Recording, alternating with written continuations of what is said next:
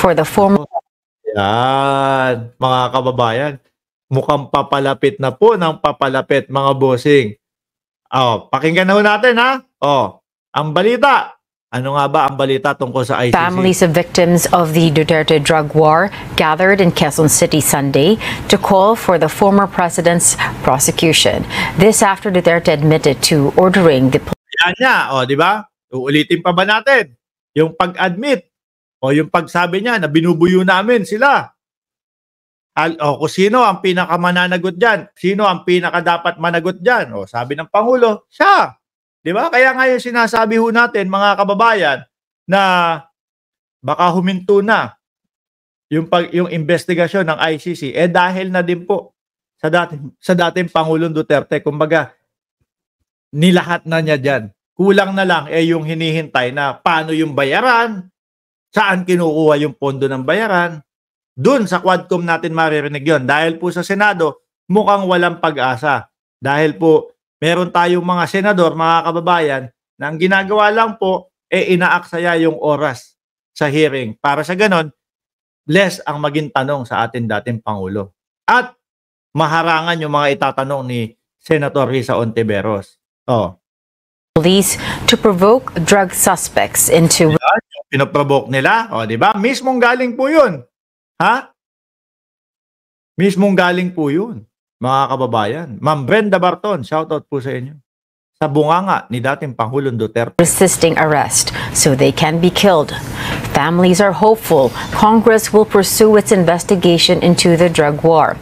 Even magpupurso lang po. Wala. Sabi nga ni Martin Romualdez, mga kababayan, hindi tayo palulupig sa mga yan. No? Hahanapin natin ang mga katotohanan. Hindi tayo hihinto dito sa Quad Committee. Di ho ba? as Duterte insists the campaign wasn't about killing the innocent.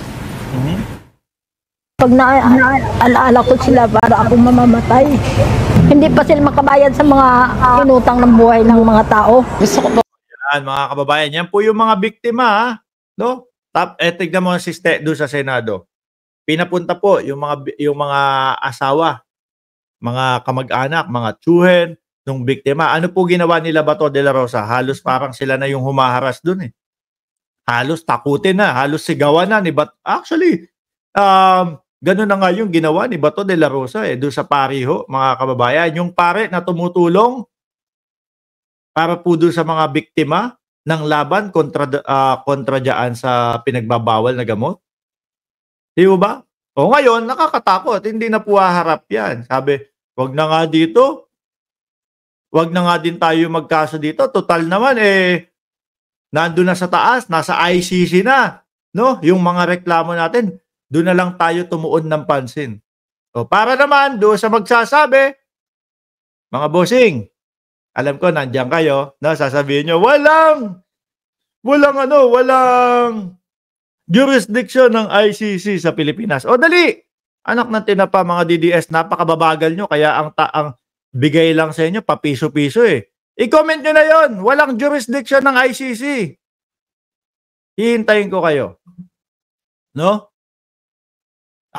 Si Brian Solis, sabi, itong mga alleged victim, nag-file na ba sila ng kaso? Hindi magpa-file yan ng kaso dyan sa Pilipinas. No?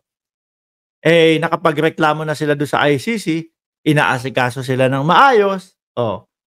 Pag na sa Pilipinas, ang sasabihin lang sa amin na sa Pilipinas, no? Kapag nahatulan na si Duterte, matanda na kasi, no? House arrest na lang, pagbigyan na natin. Maniwala ho kayo, mga kababayan. Agree po yun sa Pilipinas. Kumbaga, lusot na lusot po yun sa Pilipinas, mga bossing.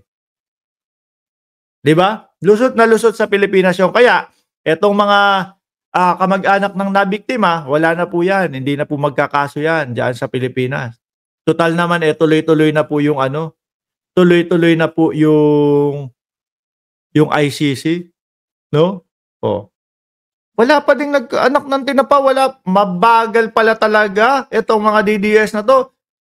Piso-piso na lang, ang bagal nyo eh. Itatype nyo lang, sasabihin nyo, hoy, walang jurisdiction ng ICC sa Pilipinas. Hindi nyo pa ma-type. Di ba? So, sa mga magsasabi nun, lalo na sa replay, ganito kasimple yan, ha? Ganito kasimple yan. O, reklamo sa ICC. Tapos, yun nga, ano tawag doon? Nagsalita na ang dating Pangulong Duterte. Inaako niya, no? Yung pag-amin. So, ang next niyan, mga kababayan, hinto na natin tong investigasyon. Rumekta na. Interpol, patulong kami, no? Coordinate kami sa inyo. Ang Interpol po, mga kababayan, ginagalang po ng Pilipinas at patuloy po ang connection natin sa Interpol.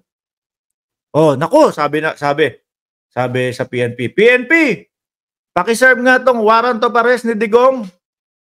Ano? Yan po yung connection yan. PNP po, mga kababayan. Susundin nila. No? Kasi galing sa Interpol.